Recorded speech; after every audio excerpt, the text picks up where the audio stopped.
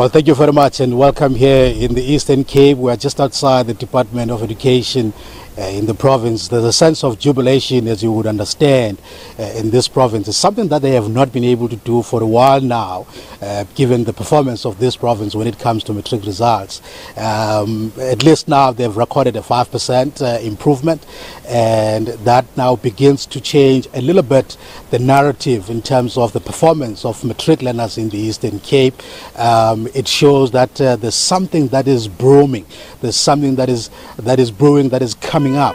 There's something that they are doing right that is actually trying to change the situation in terms of the education in the province. And now the leadership of the education in this province will today begin to make some analysis in terms of how they've been able to reach the point where they act right now, and what have they done, and what are they going to do with the remaining challenges going forward.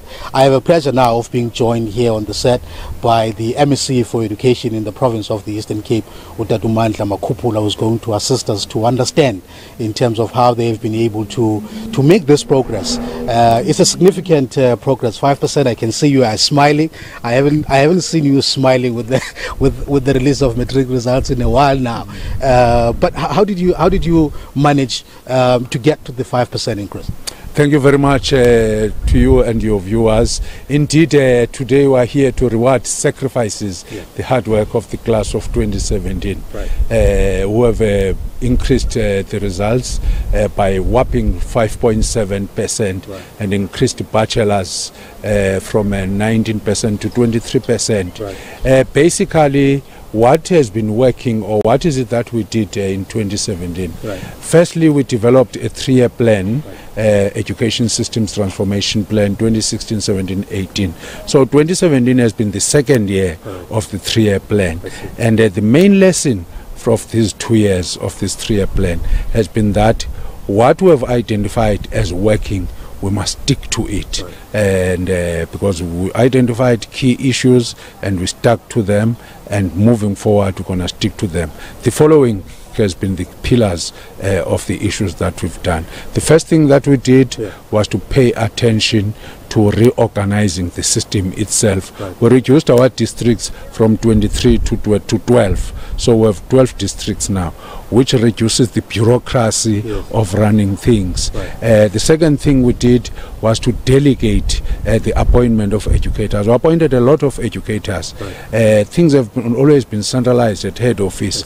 Now we decentralized the appointment of educators to the district directors, shortened the time to appoint a teacher, and removed the pressure from head office.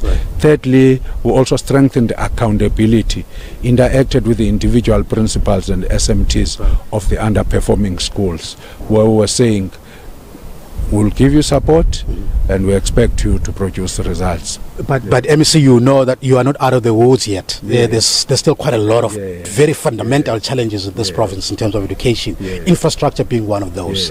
We know that in the rural areas of this province there are kids who, it's unbelievable, still learning under trees and under very poor structures. How are you going to change that?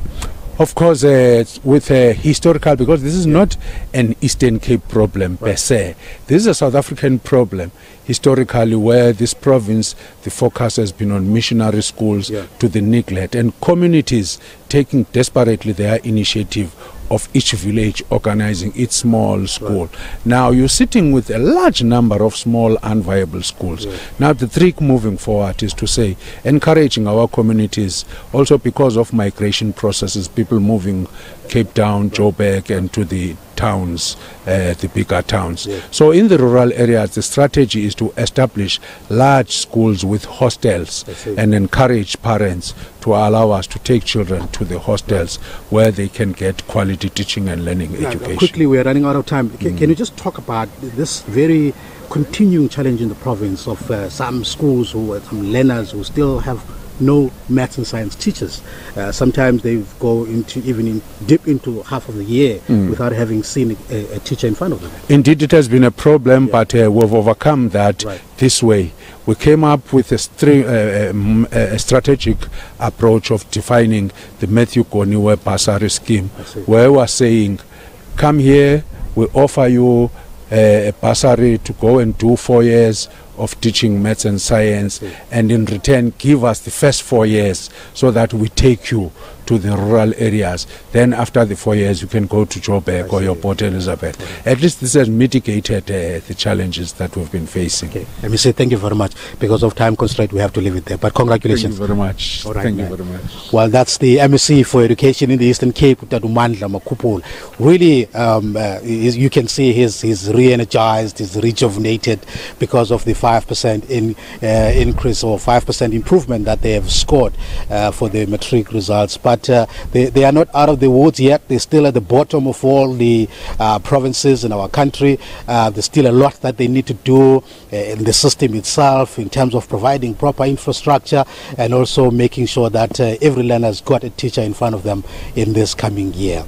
With that, it's back to Johannesburg. Thank you to my colleague Tammy Dixon in East London.